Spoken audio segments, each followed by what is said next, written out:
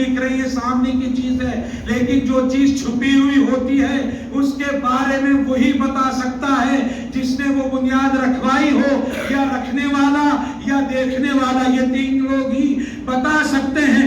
ابو طالب کے ایمان کا فیصلہ اس لیے مسلمان نہ کر سکا کہ ابو طالب دین کی بنیاد ہے۔ دین کی بنیاد میں ابو طالب نے اپنے آپ کو رکھ دیا۔ مسلمان نے دیکھا ہی نہیں کہ ابو طالب سونا ہے یا مٹی ہے، جس نے دیکھا اس نے کہا کہ اگر ابو طالب کے ایمان کو ایک پلڑے میں رکھ دیا جائے، دوسرے پلڑے میں پوری کائنات کا ایمان ہو، تو ابو طالب والا پلڑا جھک جائے گا، کائنات کا ایمان اٹھ جائے گا۔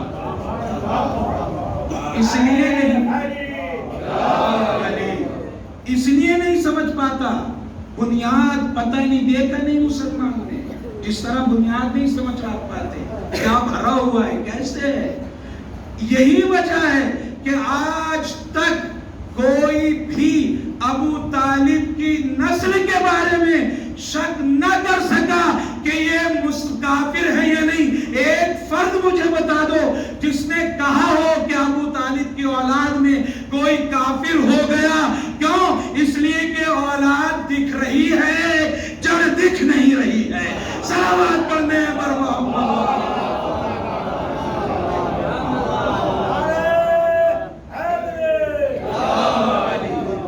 دکھ رہا ہے، ڈال دکھ رہی ہے، پھول دکھ رہا ہے، کوئی شک کر ہی نہیں سکتا، جڑ نہیں دکھ رہی۔ کاش یہ مسلمان اسی پھل اور پتی اور ڈال سے اتنا سمجھ لیتا، جس پیڑ کے پھل اتنے مضبوط ہیں اس کی جڑ کتنی مضبوط ہوگی۔ صلوات پڑھنے پر محمد و آل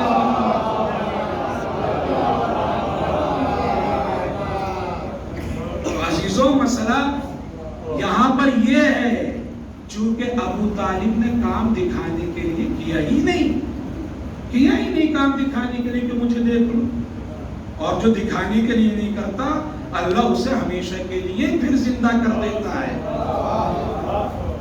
زندہ کر دیتا۔ ابو طالب کی زندگی ہے، آپ کربلا میں جا کر دیکھ لیں۔ ہم یہ احترام کے لیے کہہ دیتے ہیں اولاد بنی ہاشم، ورنہ سب کے سب اولاد ابو طالب تھے۔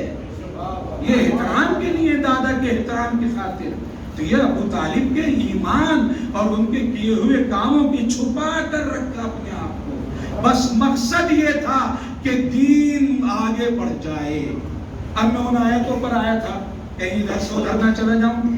الحمدللہ، ماشاءاللہ، انشاءاللہ، انا للہ، کیا ضرورت ہے یہ کہنے کی؟ لیکن پہلا جملہ ابو طالب نے جو قرآن بن گیا، آواز۔ دوسرا جملہ ماشاءاللہ، یہ مولا کائنات نے۔ حسبنا اللہ، جنگ احد میں جب پورا لشکر بھاگ گیا، جناب حمزہ کی شہادت ہو گئی اور تلوار نازل ہو گئی مولا کائنات کے لیے۔ تلوار لے کر ابو طالب کے بیٹے نے ایک مرتبہ کہا، حسبنا اللہ و نعم الوکیل، اللہ ہمارے لیے کافی ہے، ہمیں تم بھگوڑوں کی ضرورت نہیں ہے۔ اور حسبنا اللہ کہہ کر ایسا حملہ کیا کہ شکست میں بدلی ہوئی جنگ بالکل بدل گئی اور کفار مجبور ہو گیا۔ یا انا للہ، جب جناب حمزہ کی شہادت ہوئی تو مولا کائنات نے اپنی زبان پر یہ لفظ جاری کیا، انا للہ و انا الیہ راجعون، یہ جملہ پورا جاری کیا، انا للہ، جب جناب حمزہ کی شہادت ہوئی اور اللہ کو اتنا پسند آیا کہ رکھ دیا قرآن میں شہادت کے بعد۔ کہنے کا مقصد یہ ہے، آپ جتنے بھی آیتیں دیکھ لیں یا انشاءاللہ کے بارے میں ملتا ہے کہ مولا ہے کہ یہ میں اپنے لیے بھی کہہ رہا ہوں، آپ کے لیے، خاص طور سے اپنے لیے۔ مشہور یہ ہے، کہا یہ جاتا ہے، اور ہم نے اپنے کانوں سے یہ بات سنی ہے، جب کسی نے ہم سے بات کی، ہم کہیں گے ہاں انشاءاللہ آ جائیں گے، تو پلٹ کر جملہ کہتے ہیں، مولانا انشاءاللہ نہیں، صحیح سے بتائیے، پکا پکا، یہ اپنے کانوں سے پکا، انشاءاللہ، یعنی کیا مطلب؟ اب آپ کو میں ایک روایت سناتا ہوں۔ حضرت عائشہ کہتی ہیں، کیا؟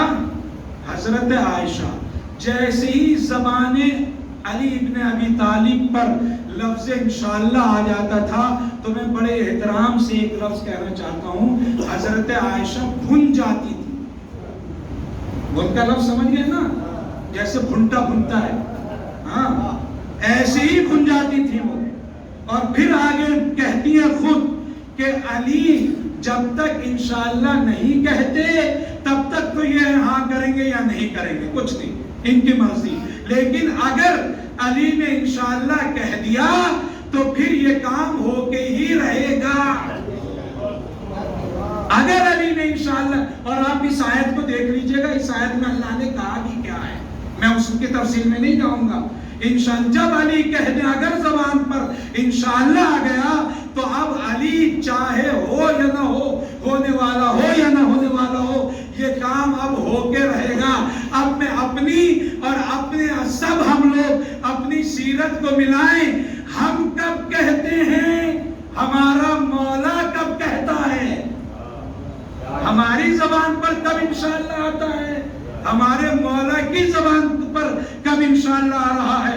اگر ہمارا راستہ الگ ہو گیا تو سمجھ لیں ہم ان کی سیرت پر نہیں بلکہ کسی اور کی سیرت پر ہیں۔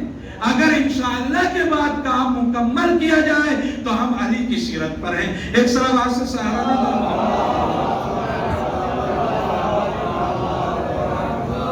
ایک مختصر میں نے آیتوں کے بارے میں بیان کر دیا، لیکن باپ بھی بیٹا بھی، 3 آیتیں بیٹے کی طرف سے، 1 آیت باپ کی طرف سے۔ باپ کا بھی مرکز توحید، بیٹے کا بھی مرکز توحید، یعنی ہر چیز کس کی طرف منسوب ہو رہی ہے، اللہ کی طرف۔ انا للہ، ماشاء اللہ، حسبنا اللہ، الحمدللہ، حتی بسم اللہ، تفصیلات آپ کے سامنے، سب اللہ کی طرف منسوب۔ یعنی یہ سیرت بتا رہی ہے اگر تم اللہ سے ملے ہوئے ہو تب تو کامیاب ہو، اگر ملے ہوئے نہیں ہو، اس سے متصل نہیں ہوئے تو سمجھ لو تمہارے لیے ناکامی ہی ناکامی ہے، ناکامی ہی ناکامی ہے اگر اس اصل سے اپنی ملے ہوئے ہو۔ دین کا محور اور مرکز توحید ہے، اس بلڈنگ کی مرکز اس کی بنیادیں ہیں۔ اگر ان بنیادوں کو ہٹا دیا جائے یا وہ بنیادیں دکھنے لگ جائیں یا وہ بنیادیں ہلنے لگ جائیں تو آدمی کو یہ سمجھ لینا چاہیے کہ اس بلڈنگ سے مجھے باہر آ جانا چاہیے، باہر نکل جانا چاہیے، یہ بلڈنگ میرے لائق نہیں رہی۔ اسی طرح اگر بنیاد متزلزل ہونے لگے، توحید ہلنے لگے تو سمجھ لینا چاہیے میں جتنا بڑا بھی آدمی ہوں لیکن میرا دین اب متزلزل ہو رہا ہے۔ ایک صلوات پڑھنے پر محمد۔ اب میں آپ کا سنا ہوا واقعہ اپنی بات آج کی مکمل کروں۔ واقعہ روایت امام جعفر صادق علیہ السلام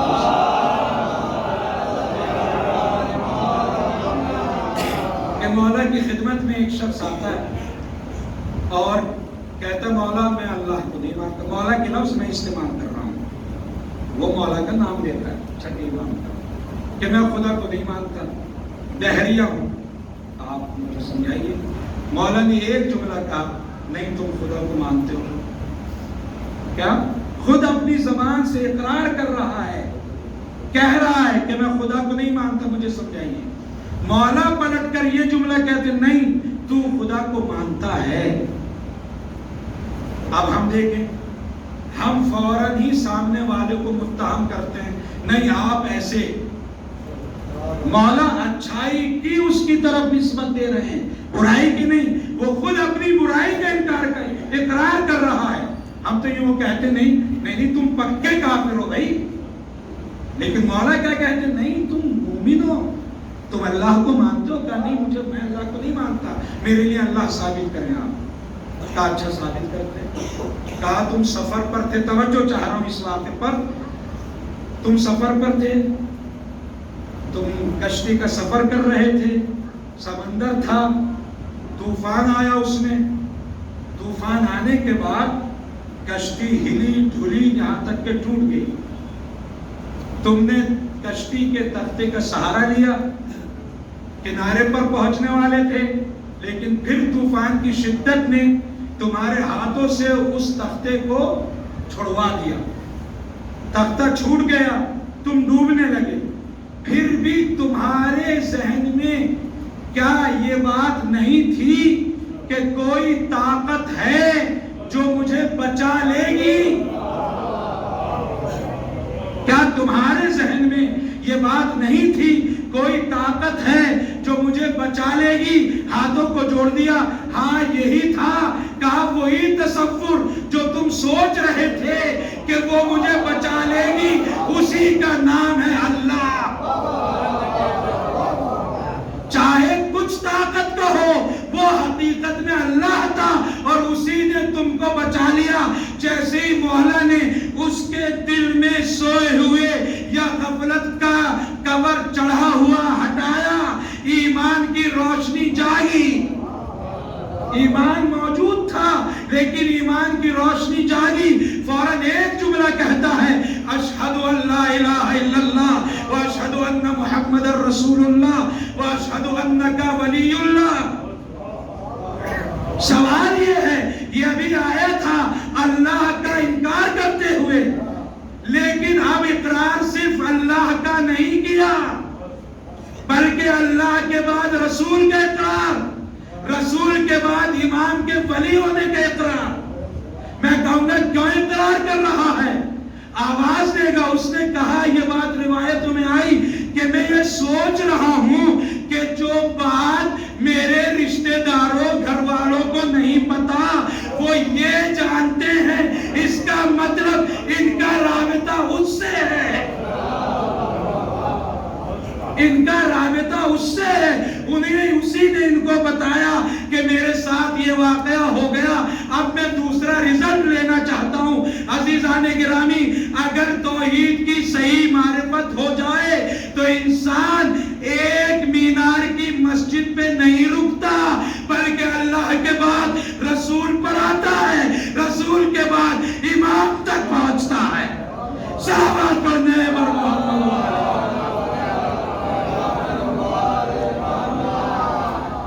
بنیاد اگر مضبوط ہو جائے، ایسا ہو ہی نہیں سکتا جو اللہ کو مانتا ہو وہ رسول کا اقرار نہ کرے، جو رسول کو مانتا ہو وہ رسول کے ولی کو نہ مانے. ہو ہی نہیں سکتا.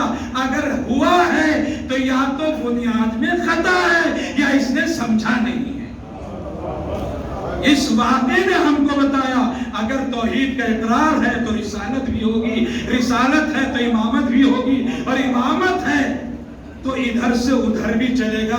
اسی لیے امام جعفر صادق علیہ السلام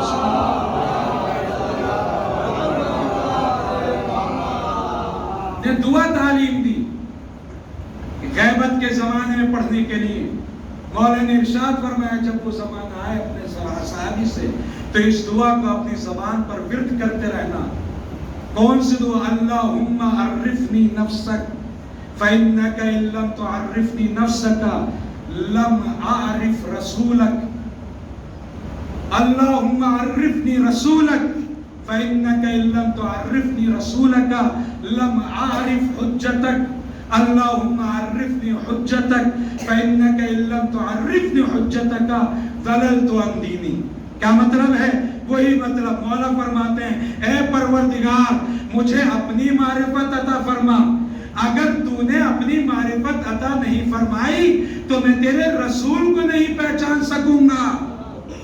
اے پروردگار اپنے رسول کی معرفت عطا فرما.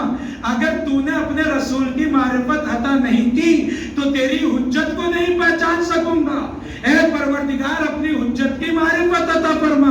اس لیے کہ اگر تیری معرفت کی حجت کی معرفت حاصل نہ ہو سکی تو میں دین سے گمراہ ہو جاؤں گا. مولا کی اس دعا نے بتایا ابتدا توحید، انتہا امامت. ابتدا وہاں، انتہا یہاں. یعنی اگر بیچ میں گمراہ ہو گیا آدمی تو دین نہیں ہے، گمراہی ہی گمراہی ہے. یہ مولا نے ہمیں ارشاد فرما دیا. دیا اور بتا دیا۔ دیکھیں عزیزان گرامی، میں ایک آیت کا سہارا لے کر بات مکمل کر رہا ہوں۔ یہ کوئی بات نہیں ہوتی کہ میں دین کو اپنی مرضی کے ساتھ چلا دوں۔ پروردگار کہتا ہے یا ایھا الذین آمنوا ادخلوا فی السلم کافہ، اے مومنوں اسلام میں مکمل داخل ہونا ہے، اپنی مرضی سے نہیں چلنا ہے کہ ایک کو لے لیا، یہ پسند آ گیا تو کر لیا، وہ مرضی نہیں چاہی تو نہیں کیا۔ نہیں، وہی مسلمان ہے جس کی نگاہ میں ہمیشہ پروردگار کی مرضی رہے۔ ہمیں پیدا ہی نہیں کیا گیا مگر یہ کہ اللہ کی عبادت کے لیے۔ وما خلقت الجن والانس الا لیعبدون، ہمیں عبادت کے لیے، اور عبادت کا مطلب سروس، سرونٹ، ہم اللہ کے غلام ہیں، غلام ہیں۔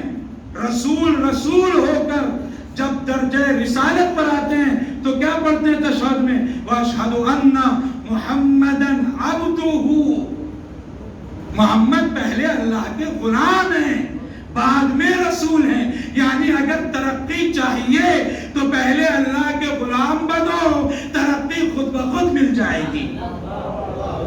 اور غلام کا مطلب ہرگز یہ نہیں ہوتا کہ غلام اپنی مرضی سے چلے، غلام کا مطلب ہی یہ ہوتا ہے کہ اپنے آقا کی مرضی سے چلے۔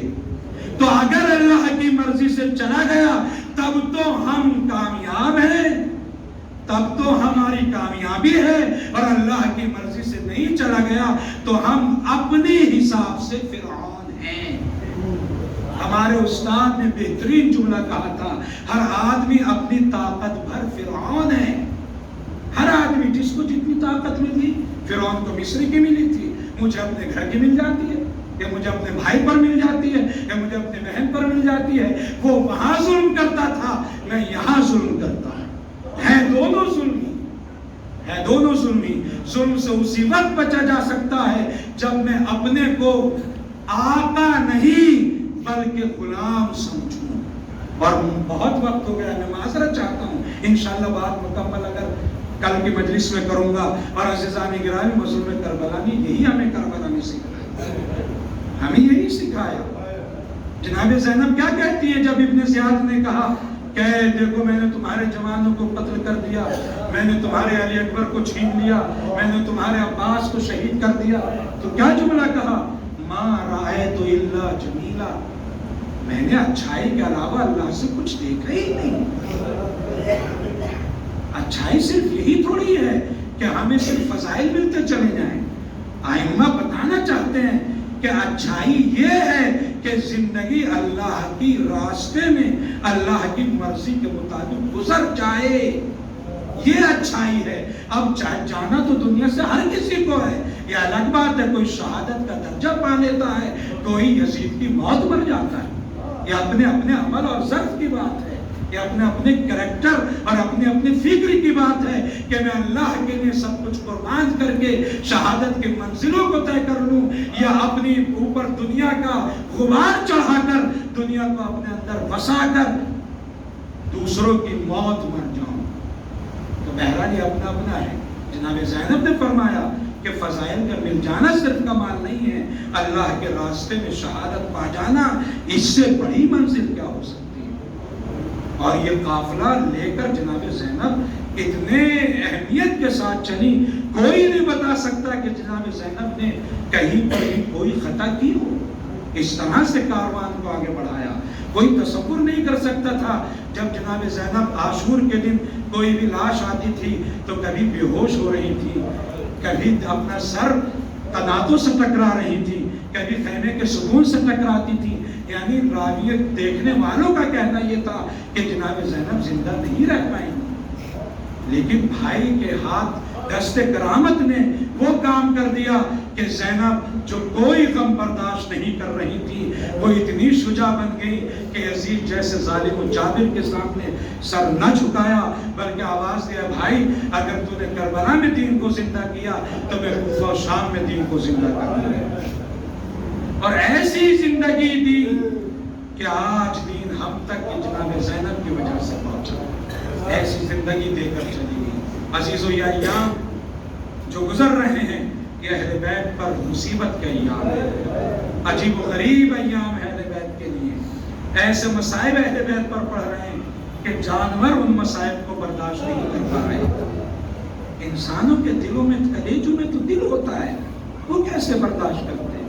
جو جانور چوٹ کا احساس نہیں کرتے، جو جانور وہ برداشت نہیں کر پا رہے تھے۔ اب ہم یہ سوچیں، ذرا تصور کریں، جب ایک جانور اہل بیت عصمت و طہارت پر پڑھنے والے مصائب کو برداشت نہیں کر رہا تھا، تو یہ چوتھے امام کس عالم میں ہوں گے؟ کس عالم میں ہوں گے؟ کیسے مصائب برداشت کیے ہوں گے؟ یہی وجہ ہے جب بھی مولا سے پوچھا گیا تو ایک ہی زبان پر فقرہ رہتا تھا، الشام الشام الشام، یعنی پوری کربلا۔ میں سوچتا یوں کر کیوں، عزادارین مظلوم کربلا، آپ بھی سوچئے گا، پوری کربلا ایک طرف اور شام کے مسائل ایک طرف، تبھی تو معصوم امام یاد کر رہا ہے۔ جب ہم کربلا کو سن کے برداشت نہیں کر پاتے تو شام کے مسائل کس عالم کے ہوں گے جو ہمارا مولا برداشت نہیں کر پا رہا تھا۔ عزاداران مظلوم کربلا، وہ وقت بھی آیا جب سامنے آنے والے کچھ پہچاننے والے مل جاتے ہیں تو دل آدمی کا بھر آتا ہے، بھر آتا ہے۔ ایسے ہی واقعہ راہ شام و کوفہ میں پیش آیا۔ ایک مومنہ آ کر کہتی ہے جناب زینب اولیاء مقام سے، بی بی یہ چھوٹے بچے ہیں، یتیم ہیں، مظلوم ہیں، ان پر ظلم ہوا ہے، میں نے یہ سنا ہے کہ مظلوم اور یتیموں کی دعا جلدی قبول ہو جاتی ہے۔ بی کچھ دعائیں ہیں، دعا کروا دیجئے۔ ایک مرتبہ جناب زینب نے کہا کیا دعائیں ہیں؟ کہا پہلی دعا یہ ہے کہ دعا کروا دیجئے کہ جس طرح یہ بچے یتیم ہوئے ہیں، ہمارا سلام ہو یتیمان مظلوم کربلا پر۔ کیسے حال میں تھے لوگ، یہ برداشت نہیں کر پا رہے تھے کہ ہمارے بچے ان جیسے یتیم ہو جائیں، ان جیسے یتیم ہو جائیں۔ دعا کروا دیجئے جیسے یہ بچے یتیم ہوئے میرے بچے یتیم نہ ہوں۔ دوسری دعا یہ ہے کہ میں اپنے آقا کی مدینے میں زیارت کرنا چاہتی ہوں، دعا کر دیجئے جلدی مدینہ جانا نصیب ہو جائے۔ ایک مرتبہ جیسی شہزادی نے یہ سنا مدینے کا نام لینے والا ہے، آواز دی مدینے میں کہاں جانا چاہتی ہو؟ کہا محلہ بنی ہاشم میں جانا چاہتی ہوں۔ کہا کیوں جانا چاہتی ہو؟ کہا ہمارے شہزادے وہاں رہتے ہیں، ان کی زیارت کرنا چاہتی ہوں۔ کہا اور کوئی بھی رہتا ہے؟ کہا ہاں شہزادی ہے، ان کی میں زیارت کرنا چاہتی ہوں۔ آواز دی اگر شہزادی کو دیکھے گی تو پہچان لے گی؟ کہا کیوں نہیں پہچانوں گی؟ ایک مرتبہ زینب اولیاء مقام نے اپنے بالوں کو ہٹا دیا مومنہ، کہا اپنی شہزادی کو پہچانا، جیسے چہرے کو دیکھا آگے بڑھ کر اپنے ہاتھوں میں زینب کو پکڑ لیا۔ بی یہ حال آپ کا کیسے بن گیا؟ آپ کا تو بھائی عباس جیسا، آپ کا بھائی حسین جیسا، علی اکبر جیسا لاڈلا۔ آواز دی اے مومنہ، کربلا میں ہم لٹ گئے، عباس کے بازو قتل کر دیے گئے، علی اکبر کے سینے پر برچھی مار دی گئی، علی اصغر کو شہید کر دیا گیا۔ زینب کہ یہ مرثیے کو جیسے ہی سنا مومنہ لپٹ گئی، بے ہوش ہو گئی۔ شہزادی آپ کا حال یہ کس نے بنا دیا؟ انا للہ و انا